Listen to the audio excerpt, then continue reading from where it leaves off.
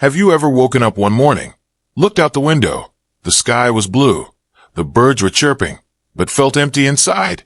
Not sad, not happy. Just didn't want to do anything. You may have thought, it's probably just age. This is how it is when you're old. But you know what? That feeling, if it lasts, can be a sign of something deeper, and it can affect anyone, at any age, especially after 60. I'm not telling you this to make you worry. On the contrary, I want to share this with you so that we can better understand mental health, an important but often neglected part when it comes to health in old age. We often talk a lot about the heart, about blood pressure, about bones and joints. But what about the mind? That spiritual heart, after 60, also needs to be taken care of. Depression in the elderly is not uncommon, but sadly, it is often misunderstood or overlooked. Some people think they are just bored because their children are far away. Some think they are old. This is normal. And some don't even realize they have a problem. And so, day after day, they live in a quiet spiral, lacking joy and motivation. So, in this video, or rather, in an intimate conversation between me and you, we will explore together simple, easy-to-implement solutions that have a great effect in keeping our spirits healthy and strong. Not something lofty, just small things, but if done regularly, will help you feel more optimistic, sleep better, laugh more, and especially, live with a light heart, no longer burdened by invisible thoughts. And I want you to remember this. Depression is not an inevitable part of aging. It is not destiny. We can absolutely prevent it, slow it down, or even overcome it, if you just start with a small step. And the first small step is reconnecting with others. I remember a neighbor named James. He is 74 years old this year. He used to be very happy, often sitting on the stone bench at the end of the alley, chatting with the young people in the neighborhood. But since his wife passed away, and his children went to work far away, he gradually withdrew into the house. At first, he said, "Okay, I'm old. I won't go out anymore." But then gradually, he no longer wanted to leave his room. No one invited him to a death anniversary. He went, and he rarely smiled. Everyone in the neighborhood loved him very much, but he didn't want anyone to come near him. He was quiet like a shadow, living among so many people, but seemed to be isolated from the world. Do you feel familiar? Maybe you have had a time like that. Or you have a relative or friend who is like Uncle Bay. The most important thing I learned from this story is that humans are not meant to be alone. No matter how strong you are, no matter how used to being alone you think you are, there will be times when you need a hug, a chat, an afternoon tea with someone. Science says so too. Recent studies show that social connection, that is, maintaining close relationships, is one of the most important mental protective factors in older adults. It can reduce the risk of depression, increase happiness, and even help you live longer. And the good news is, you don't need a huge group of friends or big gatherings to feel connected. Just a few close, genuine relationships are enough. So where do we start? You might be thinking, I'm retired, my friends are scattered, my family is busy. But that's okay. Reconnecting doesn't have to be a big deal. You can do small things like call an old friend you haven't spoken to in a while. Sometimes just a call, "How are you?" is enough to brighten a gloomy day. Join a club near your house, like a health club, a dance club, a reading club, or simply a morning exercise group in the park. Just getting out of the door is a big step. Ask your neighbors for tea. No need to say much.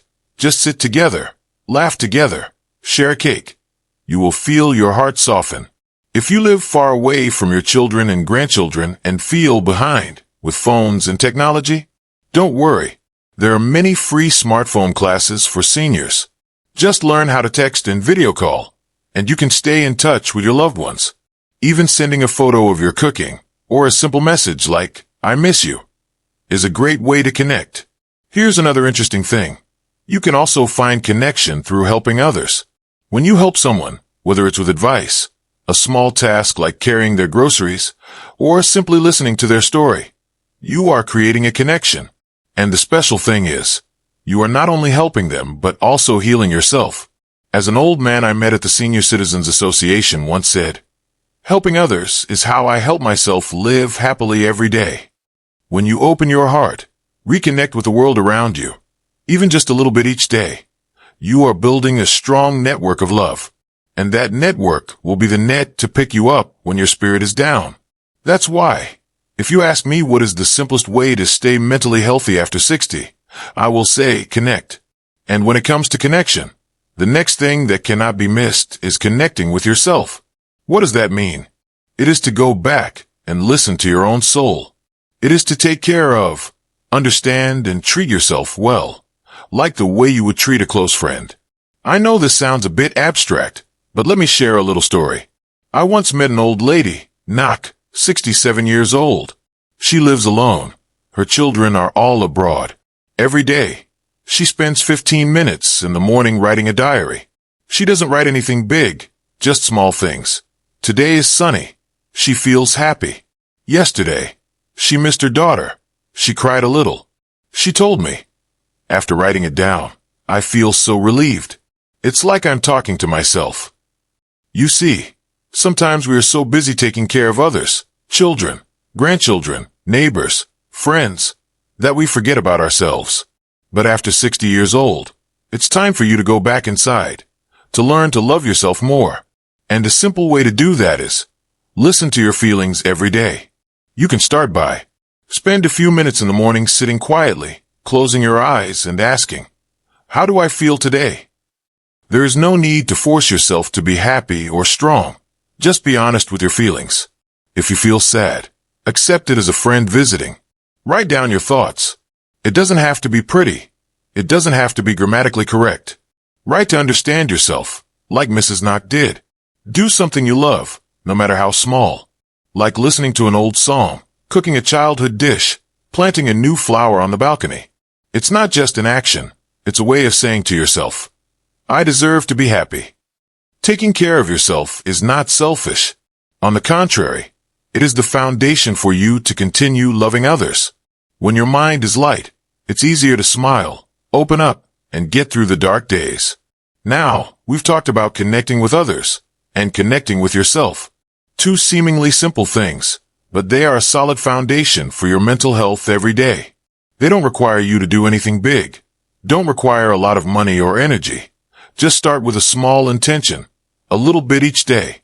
And you know, the journey of taking care of your mental health in old age will be even more interesting when you start paying attention to a seemingly physical factor, but it has a very profound impact on your spirit. What is it? Let's continue to step into that story. Have you ever woken up in the morning and felt a heavy heart, as if there was a dark cloud quietly hanging over your mind?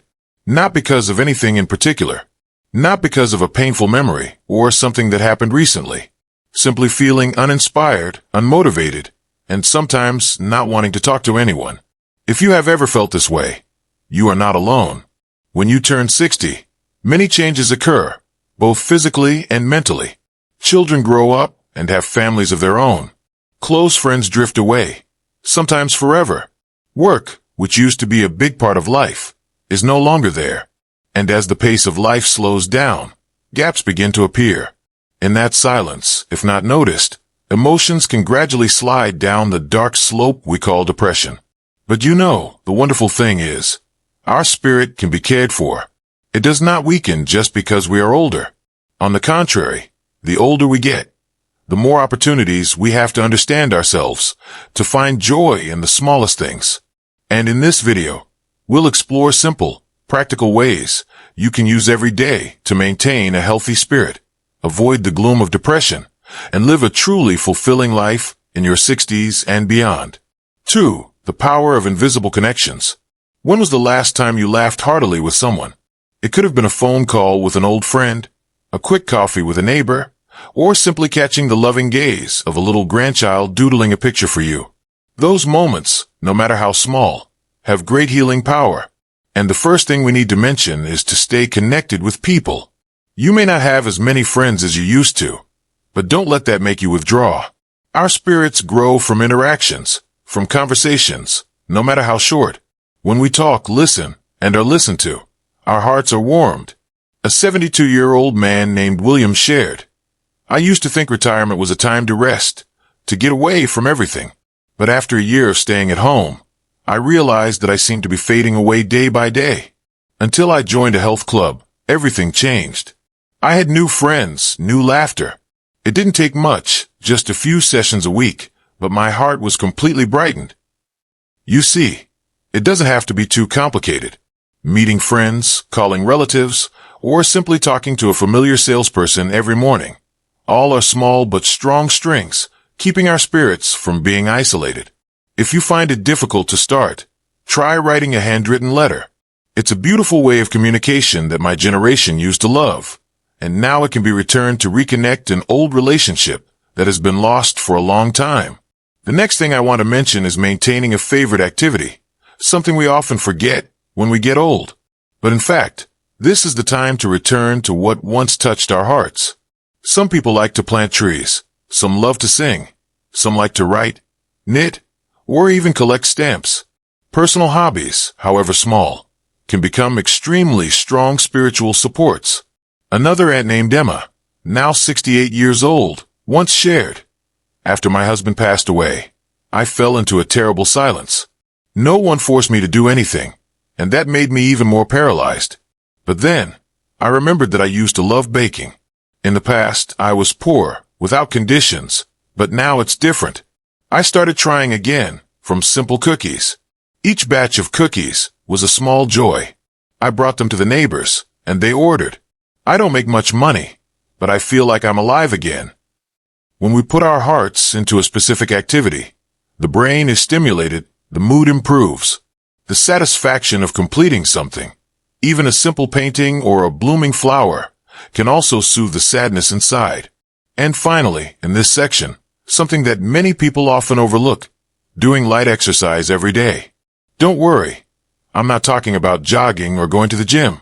Just getting up and walking for 15 minutes every morning, or doing some simple stretching exercises. You will see a clear difference. Not only will it help your body stay healthy, but it will also help your spirit to be more excited. I once met an old man over 80 years old in the park. Every morning he used his cane to walk around, even if it was just slowly. When I asked, "Why are you so diligent?" he smiled gently and said, "If you don't walk, your mind will be stuck. Walking around, seeing green trees, seeing other people smiling, seeing yourself still alive. That's happiness. Sometimes, just stepping out the door is enough to overcome sadness. Believe that every step you take is a step closer to joy. When our spirit is nourished by connection, by activities we love, and by daily movement, the darkness of depression will hardly creep in. All of these things, not miracles, are small choices we make every day.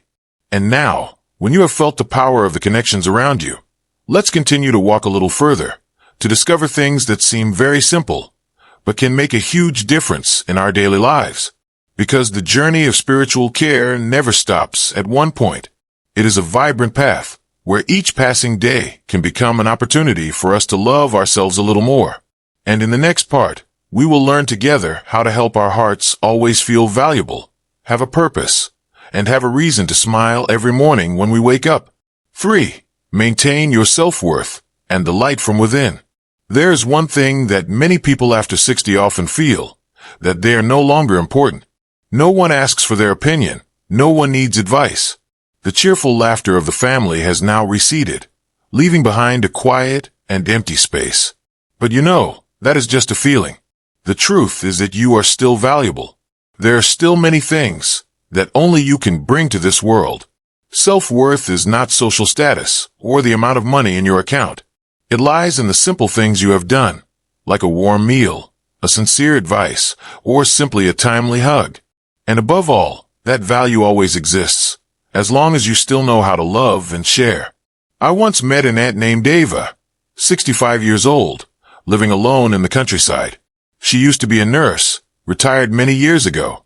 One day, when she saw some of the neighborhood kids scratched up from playing, she opened the door and invited them in, gently bandaged them, and told them stories. Gradually, the kids came to her like a second grandmother. Each time, her eyes lit up. She said, "I felt useful again. I felt like I was living, not just existing." Maybe you have done something, taught someone, overcome the unthinkable. Those experiences, no one can take them away. And if you share them, you will help someone feel less lost, less disoriented. Another thing that helps your spirit become strong is having a purpose in life. It doesn't have to be big. It could be learning how to use a smartphone to video call your grandchildren. It could be nurturing a flower until it blooms, or simply deciding to write down 3 things every day that you are grateful for. When you have something to look forward to, your mind is less likely to be consumed by boredom. A 78-year-old man I know has a goal: to learn a new song every month. Not to perform, but to feel like he's still learning, still fresh. He laughs and says, "The more I learn, the younger I feel at heart." Gratitude doesn't erase all the hardships, but it does help you see the light in the clouds. It's not about denying the sadness. It's about choosing to see the joy too. If you choose to find something positive every day, no matter how small, the dark days will be less overwhelming. Because at the end of the day, life isn't just about what happens to you. It's about how you choose to see it. And dear friend, if you're listening to these words, know that you're not alone. Whether you're in the city or the country, whether you're with your family or alone, you can take control of your mental health. Small changes, like reconnecting with others, cultivating your passions, getting outdoors, or simply remembering that you're still valuable, can make a huge difference. If this video has helped you see some light in your own soul, please share your story or thoughts in the comments. I'd love to hear from you. And don't forget to like the video, subscribe to the channel, so we can continue to accompany each other on the journey of living a happy, healthy, and meaningful life, no matter what your age. Wishing you a peaceful day and a youthful spirit.